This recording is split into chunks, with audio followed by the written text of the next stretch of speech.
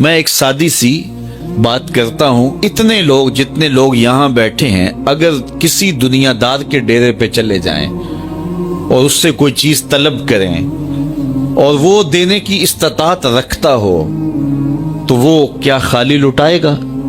وہ کہے گا اتنے لوگ آگے ہو تو ڈیرہ داری کی شان کے خلاف ہے کہ میں ان کو خالی لٹاؤں۔ تو جب یہ دنیا دار خالی نہیں لٹاتا تو رب کیسے خالی لٹائے گا؟ جب بندے اس کی دہلیز پہ چل کے آ جائیں تو وہ بندوں کی ضرورتوں کا کفیل ہے اور ان کے ہر درد کو جانتا ہے اور ان کی ضرورتوں کو پورا کرتا ہے۔ علماء نے کہا دعا ہر صورت قبول ہوتی ہے، یا تو یہ ہے کہ فوراً قبول ہو جاتی ہے، جو مانگا فوراً مل گیا، اور کبھی ایسا ہوتا ہے کہ فوراً نہیں ملتا، حکمت ہوتی ہے اور فوری دینا مناسب نہیں ہوتا تو اس کو فوری نہیں دیا جاتا، لیکن دعا بعد میں کچھ عرصے کے بعد اس کی ڈیمانڈ پوری کر دی جاتی ہے۔ اور کبھی ایسا ہوتا ہے نہ فوری دیا جاتا ہے نہ بدیر دیا جاتا ہے، اس دعا کو ذخیرہ کر لیا جاتا ہے اور حشر کے دن اس کا بدلہ دیا جائے گا۔ اور روایت میں آتا ہے حشر کے دن جب ان دعاؤں کا بدلہ دیا جائے گا جن کا بدلہ دنیا میں نہیں ملا تھا تو لوگ آرزو کریں کہ کاش کہ دنیا میں کوئی دعا قبول ہی نہ ہوئی ہوتی، سارے صلے آخرت میں ملتے۔ اللہ اکبر۔ کبھی ایسا ہوتا ہے جو مانگا جاتا ہے وہ نہیں دیا جاتا، اس کے بدلے میں کچھ اور چیز دے دی جاتی ہے جو اس کی ضرورت ہوتی ہے اور جو اس کے لیے مناسب ہوتی ہے۔ وہ کچھ اور مانگ رہا ہوتا ہے لیکن اللہ اپنی حکمت کے تحت اسے کچھ اور عطا کر دیتا ہے۔ بہر صورت دعا قبول ہوتی ہے اور بندوں کے اٹھے ہوئے ہاتھ اللہ پسند کرتا ہے۔ آج یہ بھی بحث چلتی ہے نہیں مانگنا چاہیے، فلاں وقت میں نہیں مانگنا چاہیے، تو وہ کہتا ہے مجھ سے مانگو جب بھی مانگو، میرا دست کرم تمہیں دینے پہ آمادہ ہے۔ اور اگر کوئی نہیں مانگتا تو فرمایا کل ما یابو بکم ربی لولا دعاؤکم، اے محبوب فرما دو اگر یہ نہیں مانگیں گے تو اللہ بھی پرواہ نہیں کرے گا۔ مانگنا تمہاری ضرورت ہے، اگر تم مانگتے رہو گے تمہاری جھولیاں بھرتا رہے گا، اور اگر تمہیں اس سے نہیں پکارو گے تو وہ بھی تمہاری پرواہ نہیں کرے گا۔ تو اس کے حضور دعائیں مانگو، اپنی آرزویں پیش کرو، اپنی تمنائیں اس کے حضور پیش کرو۔ اچھا دنیا داروں سے مانگیں تو اپنے لیے مانگتے ہیں، لیکن اللہ سے مانگو تو اپنے لیے بھی مانگو، اوروں کے لیے بھی مانگو۔ وہ کریم ہے، وہ دیتا ہے اور خوش ہو کے دیتا ہے، تو اس سے مانگو، اس سے جھولی پھیلاؤ۔ اللہ سے راز و نیاز کی باتیں، جو باتیں بندہ کسی سے نہیں کر سکتا وہ اپنے رب سے ڈائریکٹ کرتا ہے، اپنے دل کے سارے دکھڑے اپنے رب کی دہلیز پہ رکھتا ہے اور اپنی ساری ضرورتیں مالک کی چوکھٹ پہ رکھ دیتا ہے، اور اس سے مانگتے ہوئے بندے کو شرم نہیں آتی، حیا نہیں آتا، بلکہ اس سے مانگتے ہوئے فخر محسوس ہو رہا ہوتا ہے کہ میں اپنے رب سے مانگ رہا ہوں۔ کسی اور سے مانگیں تو جھجک لگتی ہے، لیکن مالک سے مانگیں تو اپنائیت کا احساس ہوتا ہے کہ میں اس سے مانگ رہا ہوں، اس لیے کہ وہ ہمارا رب لگتا ہے، ہمارا اس سے ربط کتنا گہرا ہے۔ مسجد نبوی کا ایک کونا تھا اور ایک بندہ وہاں بیٹھ کے دعا مانگ رہا تھا۔ اس کے دعا کے لفظوں پہ غور کیجئے، اے اللہ میں تجھ سے اس لیے مانگتا ہوں کہ تو میرا اللہ ہے، تیرے علاوہ میرا ہے بھی تو کوئی نہیں۔ تو یہ وہ دعا مانگ رہا تھا اور مسجد نبوی کے کونے میں بیٹھا تھا۔ حضور نے دیکھا تو ایک صحابی سے کہا وہ جو دعا مانگ رہا ہے اس کو جا کے بتا دو تمہاری دعا قبول ہو گئی ہے۔ وہ مانگ اس ڈھب سے رہا ہے۔ تو یہ دعا اپنے رب سے نیاز ہے، دعا خود عبادت ہے۔ جب تمہاری ضرورتوں کا کفیل وہ ہے تو پھر اس سے نہیں مانگیں گے تو کس سے مانگیں گے؟ اور جب اس سے بندہ مانگتا ہے تو پھر وہ مانگنے والے کی لاج بھی رکھتا ہے۔ ان ربکم حیی کریم یستحیی من عبدہ اذا رفع یدیہ ان یردہما صفرا۔ تمہارا رب حیا کرنے والا کریم ہے، جب بندے اس کے سامنے ہاتھ پھیلا کے دعا مانگتے ہیں اللہ فرماتا ہے مجھے شرم آتی ہے ان کے اٹھے ہوئے ہاتھ خالی کیسے موڑوں۔ جب انہوں نے مجھ سے مانگا ہے تو میں نے بھی نہ دیا تو کون دے گا؟ اللہ اکبر۔ 700 نمازیں جو جماعت کے ساتھ پڑھی گئی ہیں، تکبیر اولیٰ کے ساتھ پڑھی گئی ہیں، اور وہ آداب کی رعایت کے ساتھ یوں پڑھی گئی ہیں کہ اللہ کی بارگاہ میں مقبول بھی ہوئی ہیں، تو وہ مقبول 700 نمازیں باجماعت وہ ایک دانک درہم کے چھٹے حصے کے برابر اگر کسی نے کسی کا مال دبایا ہو، کسی سے اتنا دھوکہ کیا ہو، اتنی زیادتی کی ہو، تو 700 نمازیں باجماعت اس کے بدلے میں لے لی جائیں گی۔ جو لوگوں کو لوٹ کے کھا گیا اس کا بنے گا کیا؟ اللہ اکبر۔ حضرت صوبان رضی اللہ تعالیٰ عنہ سے مروی ایک اور روایت اسی مضمون کی ہے، اور یہ روایت ابن ماجہ نے کتاب الزہد میں نقل کی ہے، اور یہ روایت پڑھنے کے بعد بندہ ہل کے رہ جاتا ہے۔ میں ایک بار پہلے بھی آپ کے سامنے عرض کی تھی، آج دوبارہ یہ روایت اس مضمون کی مطابقت میں رکھنا چاہ رہا ہوں۔ حضرت صوبان کہتے ہیں کہ اللہ کے محبوب علیہ السلام نے ارشاد فرمایا لَأَعْلَمَنَّ قَوَامًا مِّنْ أُمَّتِي يَأْتُونَ يَوْمَ الْقِيَامَةِ بِحَسَنَاتِ أَمْثَالِ جِبَالِ تِہَامَةَ بِيزًا، میں اپنی امت کے ان لوگوں کو جانتا ہوں جب قیامت کے دن وہ آئیں گے اپنے اعمال کے ساتھ تو ان کے اعمال ارض تہامہ کے پہاڑوں کے برابر ہوں گے اور چمک رہے ہوں گے، سفیدی ان کے اعمال کی دکھائی دے رہی ہوگی، اس قدر انہوں نے اچھے اعمال بجا لائے ہوں گے۔ فَجَعَلُهَا اللَّهُ فَيَجْعَلُهَا اللَّهُ عَزَّ وَجَلَّ هَبَاءً مَنْثُورًا، اور اللہ ان اعمال کو یوں اڑا دے گا جس طرح ذرے اڑتے ہیں۔ کبھی آپ نے دیکھا ہو کہ کسی تاریک کمرے میں آپ بیٹھے اور کوئی سوراخ ہو اور باہر سے اندر روشنی آ رہی ہے، تو اس روشنی کی لہر کے اندر آپ کو چھوٹے چھوٹے ذرے چلتے دکھائی دیتے ہیں، ایسے مٹھی میں پکڑے تو نہیں نظر آتے، ان کو ہباء منصورا کہتے ہیں، وہ بکھرے ہوئے ذرے۔ تو اللہ تعالیٰ ان کو ایسے ٹکڑے ٹکڑے کر دے گا، اڑا دے گا کہ جس طرح ہباء منصورا اس طرح اللہ تعالیٰ ان کو یوں اڑا دے گا۔ اللہ اکبر۔ قال صوبان، حضرت صوبان نے عرض کی یا رسول اللہ صفہم لنا جلہم لنا اللہ نکون منہم ونحن لا نعلم، حضور ہمیں بتائیے یہ کون لوگ ہوں گے، کہیں ایسا نہ ہو کہ نادانستگی کی وجہ سے ہم بھی ان لوگوں میں شامل ہوں، تو ہمیں بتا دیجئے کہ یہ کون بد نصیب ہوں گے جو ارض تہامہ کے پہاڑوں کے برابر نیکیاں لے کر کے اللہ کے حضور حاضر ہوں گے، اور وہ چمکدار نیکیاں ہوں گی لیکن اللہ تعالیٰ ان کو ہباء منصورا بنا دے گا، تو ہمیں بتائیے تاکہ ہم اپنے آپ کو ایسے گناہوں سے بچا سکیں۔ کالا، تو اللہ کے محبوب نے فرمایا اما انہم اخوانکم ومن جلدتکم، یہ تمہارے ہی بھائی دوست ہیں اور تمہارے ہی طرح کے لوگ ہیں۔ وَيَأْخُذُونَ مِنَ اللَّيْلِ كَمَا تَأْخُذُونَ، جس طرح تم راتوں کو اٹھ کے عبادت کرتے ہو، سحری کے سجدے کرتے ہو، آنسو بہاتے ہو، یہ بھی وہی لوگ ہیں جو راتوں کا حصہ بھی لیتے ہیں، دن کی نیکیاں بھی کرتے ہیں، صدقہ و خیرات بھی کرتے ہیں، اعمال خیر بھی بجا لاتے ہیں، نمازیں بھی تکبیر اولیٰ کے ساتھ پڑھتے ہیں، دیگر اعمال خیر تمہاری طرح بجا لائیں گے۔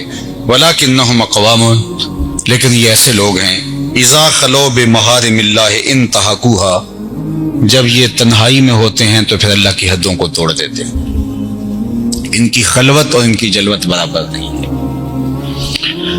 بدی گناہ اعلانیہ کیا جائے پھر بھی بدی اور گناہ ہے، چھپ کے کیا جائے تو پھر بھی بدی اور گناہ ہے۔ اب یہ وہ لوگ ہیں کہ جو بظاہر تو بھلے بھلے اچھے اچھے اجلے اجلے، لیکن ان کی تنہائیاں پاکیزہ نہیں ہوں گی، ان کی تنہائی غلیظ اور گندی ہوگی، اللہ کی حرمتوں کو توڑیں گے، حرمتوں کو پامال کریں گے۔ اللہ اکبر۔ تو اب یہ ساری محنتیں، ساری جد و جہد سب برباد ہو گئے۔ تو یہ دو حدیثیں اگر ہمیں ملحوظ رہیں تو ہم کبھی بھی حقوق العباد کے اندر اور اللہ تعالیٰ کی حرام کردہ چیزوں کے اندر تجاوز نہ کر سکیں۔ یعنی وہ شخص جس نے محنت کی، یعنی یہاں یہ لفظ سنیے کہ فرمایا کہ یاخذون من اللیل کما تاخذون، یعنی یہ تہجد بھی پڑھنے والے لوگ ہیں۔ ہم سے تو 5 نمازیں بھی پوری نہیں ہوتی اور زندگی بہت سارے گناہوں سے لتھڑی پڑی ہے، لیکن یہ وہ لوگ ہیں کہ جن کا حصہ شب بیداریوں کا بھی تمہاری طرح موجود ہوگا، جن کے دیگر اعمال خیر بھی تمہاری طرح ہوں گے، اور وہ ارض تہامہ کہ پہاڑوں کی طرح اونچے اونچے عمل ہوں گے، ایسے عمل ہوں گے کہ ان پہ ناز کیا جا سکے، اور وہ چمکدار عمل ہوں گے، روشن عمل ہوں گے، لیکن اللہ ان کو ہبا منصورہ بنا دے گا، اس لیے کہ ان کی تنہائیاں پاکیزہ نہیں تھی۔ اللہ اکبر۔ عدل کی ایک تعریف علماء تفسیر نے یہ لکھی ہے، عدل کیا ہے اور احسان کیا ہے؟ تو فرمایا کہ عدل یہ ہے اور احسان کی تعریف یہ کی، عدل احسان کی، کہ تمہارا ظاہر اور تمہارا باطن ایک جیسا ہو تو یہ عدل ہے، جس طرح تمہارا ظاہر ہے اس طرح تمہارا باطن بھی ہو۔ ان اللہ یامر بالعدل والاحسان، تو عدل کیا ہے؟ تمہارا ظاہر اور باطن ایک جیسا ہو، اور احسان کیا ہے؟ فرمایا کہ تمہارا باطن تمہارے ظاہر سے بھی زیادہ ستھرا اور پاکیزہ ہو، تو یہ احسان ہے۔ ایک تعریف عدل احسان کی یہ کی گئی۔ تو فرمایا کہ میری امت میں سے مفلس وہ ہے، کنگال اور غریب اسے کہتے ہیں۔ یہ تو یہاں کی غربت تو 35-40 سال کی ہے، 50 سال کی غربت ہے، اور وہ غربت دائمی غربت ہو، اور اس غربت کا اگر کوئی شکار ہو گیا تو وہ بدترین جگہ پہ ہوگا۔ تو فرمایا یہ وہ شخص ہے وَيَاتِ قَدْ شَتَمَ هَذَا، جب یہ آئے گا تو اس نے کسی کو گالی دی ہوگی، جس کو ہم ہمارے معاشرے میں معمول سمجھا جاتا ہے کسی کو گالی دے دینا، بلکہ ہمارے معاشرے میں دیہاتی کلچر میں تو بعض بوڑھے شوقیہ گالی دیتے ہیں، اپنے ہی بیٹوں، بھتیجوں، بھانجوں، پوتوں کو گالی سے مخاطبت کرتے ہیں، اور وہ ان کے نزدیک یہ لاڈ کا ایک روپ ہے۔ گالی لاڈ سے دی جائے یا غصے سے دی جائے، کسی کے ساتھ اظہار نفرت کے لیے دی جائے یا کوئی اور اس کا داعیہ ہو، گالی گالی ہے۔ اللہ کے محبوب علیہ السلام نے ارشاد فرمایا، حضرت عبداللہ ابن مسعود رضی اللہ تعالیٰ عنہ سے معروف روایت ہے، سباب المسلم فسوق وقتالہ کفر، مسلمان کو گالی دینا فسوق ہے اور مسلمان کو قتل کرنا کفر ہے۔ جس نے کسی ایک مسلمان کو قتل کیا، بلکہ ایک انسان کو قتل کیا، اس نے پوری انسانیت کا قتل کیا۔ اور اگر ایک انسان کے قتل میں کچھ لوگ شامل ہو جائیں تو حدیث پاک میں آتا ہے اگر پوری انسانیت، تمام روئے زمین کے بسنے والے لوگ کسی ایک شخص کے قتل میں شریک ہو جائیں تو اللہ ان سب کو دوزخ میں ڈالے گا، اس کو کوئی پرواہ بھی نہیں ہوگی۔ یہ نہیں ہے کہ اتنے لوگوں نے مل کر یہ جرم کیا ہے، جس طرح آج کل فلسطین میں ہو رہا ہے، پوری دنیا کٹھی ہو گئی ہے اور مل کے ان بچوں کی گردنیں کاٹ رہے ہیں۔ تو آج تو یہ امتحان گاہ ہے دنیا، نتیجہ تو آخرت میں آنے والا ہے۔ تو یہ ایسا نہیں ہے کہ یہ ایسے ہی رائے گاں چلا جائے گا، ایک عدالت لگنے والی۔ فرمایا اللہ اس کے بدلے میں پوری کائنات کے بسنے والوں کو اگر وہ شریک ہیں تو آگ میں ڈال دے، آتش دوزخ میں ڈال دے، اس کو کوئی پرواہ نہیں ہوگی کہ اتنے زیادہ لوگ اس کی سزا کو کاٹ رہے ہیں۔ بلکہ فرمایا کہ جس نے کسی شخص کے قتل میں آدھے جملے سے بھی مدد کی، پورا جملہ نہیں بولا، خود تلوار لے کے گولی چلا کے خود اس کو مارا نہیں ہے، ذریعہ بنا کسی شخص کے قتل کا، اور وہ اس نے کوئی لمبی چوڑی تقریر نہیں کی، جوانوں کو بٹھا کر کے ترغیب نہیں دی، اپنے بیٹوں، بھانجوں، بھتیجوں کو کسی شخص کے قتل کا منصوبہ بنا کر نہیں دیا، صرف جملہ آدھا ہے، پورا جملہ بھی نہیں، آدھے جملے سے، نصف جملے سے کسی کے قتل کا کوئی شخص ذریعہ ہوا تو کل قیامت کے دن جب یہ شخص آئے گا، اس کی دو آنکھوں کے درمیان میں لکھا ہوگا آئس من رحمت اللہ، یہ بندہ اللہ کی رحمت سے مایوس ہے۔ اس دن اس کے سٹکر لگا دیا جائے گا دو آنکھوں کے درمیان کہ یہ ہے وہ بندہ آج اس کو اللہ کی رحمت کا کوئی حصہ نہیں ملے گا، یہ اللہ تعالیٰ نشان لگا دے گا اس کو، قیامت کے دن وہ رسوا ہوتا پھرے گا۔ اللہ اکبر۔ تو فرمایا جس نے کسی کو گالی دی، سباب المسلم فسوق وقتالہ کفر، مسلمان کی تعریف کیا ہے؟ آج ہم اسلام بھول گئے ہیں. ہمارے نزدیک اسلام صرف لمبے سجدوں کا نام رہ گیا. المسلم من سلم المسلمون من لسانه ويده. مسلمان کی تعریف یہ کی ہے جس کی زبان سے, جس کے ہاتھ سے دوسرے مسلمان محفوظ ہو. اگر ہمارے ہاتھ سے, ہماری زبان سے کچھ لوگ معاشرت میں, ہمارے ماحول میں, ہمارے اطراف میں, ہمارے رشتہ داروں میں, اعزاء و اقرباء میں, محلے داری میں ایسے ہوتے ہیں کہ ان کی زبان اتنی شریر ہوتی ہے کہ لوگ ان کی شر سے بچنے کے لیے ان کی عزت کر رہے ہوتے ہیں, ان کو سلوٹ کر رہے ہوتے ہیں, اور وہ بدترین شخص ہے جس کے شر کی وجہ سے اس کی تعظیم کی جائے. تعظیم تو تقوی کی بنیاد پہ ہونی چاہیے. ان اکرمکم عند اللہ اتقاکم. تمہارے نزدیک معزز وہ ہے جو متقی ہے, پرہیزگار ہے.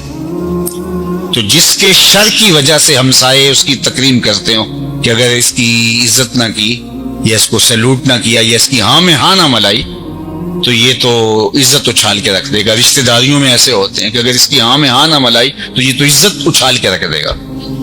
اسی طرح معاشرے میں ہوتے ہیں, اور یہاں ہر طبقہ جو بھی ہو ممبر پہ بیٹھا ہوا, بعض لوگ ممبر پہ بیٹھے ہوئے لوگوں سے ڈرتے ہیں کہ اگر ان کی بات کی تو یہ تو ہمارے اوپر کفر کا فتویٰ لگا کے ہم ویسے دین سے فارغ کرتے ہیں. قوت نافذہ رکھنے والے حاکم ہیں, مختلف طبقوں کے حاکم, ان کی شر سے بچنے کے لیے ان کی تعظیم کی جائے, ان کی تکریم کی جائے تو وہ بدترین حاکم ہیں, وہ برے ترین حاکم ہیں کہ جن کی شر کی وجہ سے, جن کے فساد سے بچنے کی وجہ سے جو ہے وہ ان کی تعظیم کی جائے.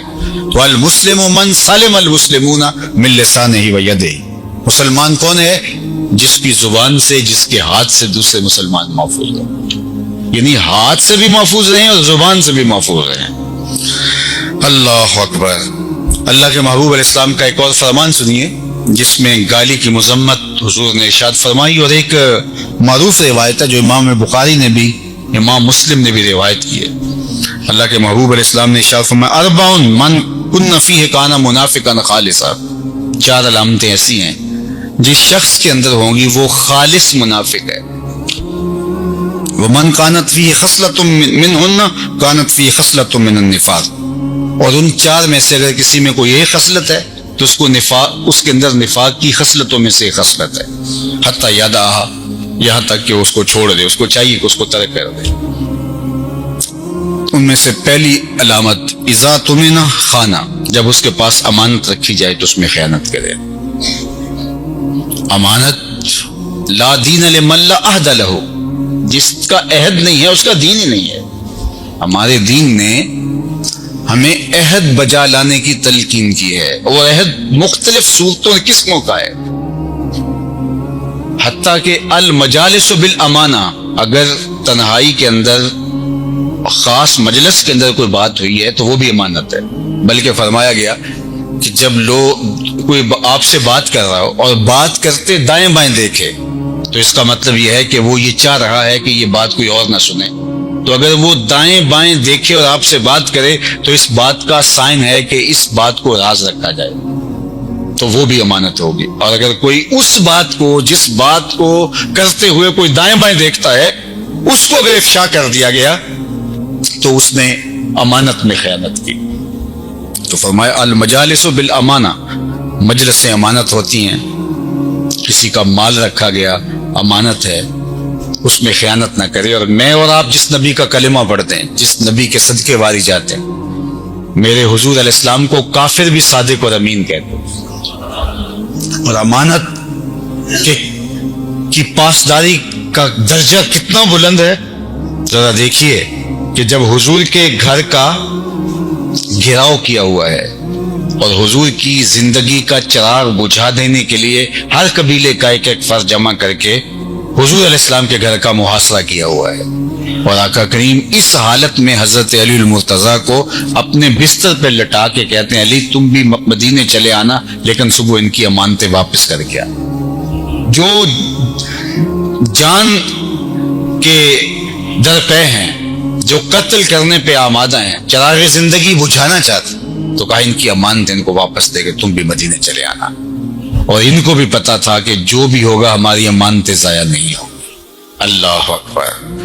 تو امانت اس حالت کے اندر بھی وہ مجھے ایک بندے نے لطیفہ سنایا، آج کے دور کا وہ ایک کیا کہتے ہیں، آج کے دور کا چہرہ ہے کہ دو آدمی جا رہے تھے اور ایک نے کسی کے پیسے دینے تھے، تو آگے سے ڈاکو آ گئے لوٹنے والے، تو وہ سال ہر سال سے کہہ رہا تھا یار میرے پیسے دے دو، تو وہ دیتا نہیں تھا. تو جب سامنے سے ڈاکو آئے تھے اس نے جلدی جلدی جیب سے نکال کے کہا وہ جو میں نے آپ کے پیسے دینے تھے یہ تو وصول کرو نا. تو ہم تو اس قدر مکار ہو گئے ہیں، یہ ہمارا عکس ہے اس معاشرے کا. تو فرمایا کہ منافق کی علامت کیا، اذا تمنہ خانہ، جب اس کے پاس امانت رکھی جائے خیانت کرتا ہے، واذا حدث کذب، اور جب بھی بولتا جھوٹ ہی بولتا ہے. اللہ اکبر، جھوٹ بولنا اتنا برا عمل ہے کہ حدیث پاک میں آتا ہے جب کوئی شخص جھوٹ بولتا ہے، وقت زیادہ ہو گیا، حدیث پاک میں آتا ہے کہ اس کے منہ سے بدبو نکلتی ہے اور اس بدبو سے اللہ کے رحمت کے فرشتے دور ہٹ جاتے ہیں. وَإِذَا عَاهَدَ غَدَرَ، تو جب وہ عہد کرے تو اس کو توڑ دیتا ہے. وَإِذَا خَاصَمَ فَجَرَ، اور جب وہ کسی سے لڑے کسی سے الجھے تو گالی گلوچ کرتا ہے. تو فرمایا کہ اس نے اپنے سارے عمل برباد کر لیے، کسی کو گالی دے کے، کسی کا مال ہڑپ کر کے، کسی پر تہمت بدکاری کی لگا کے، اور کسی کے ساتھ زیادتی کر کے، اور قیامت کے دن اس کے سارے عمل اٹھا کر کے ان لوگوں کے کھاتے میں ڈال دیے جائیں گے. معاملہ پورا نہ ہوا تو پھر اس کے گناہ اس کے کھاتے میں ڈال دیے جائیں گے اور اس شخص کو جہنم میں ڈال دیا جائے گا. اللہ تعالی ہمیں حقوق العباد کا پورا خیال رکھنے کی توفیق عطا فرمائے.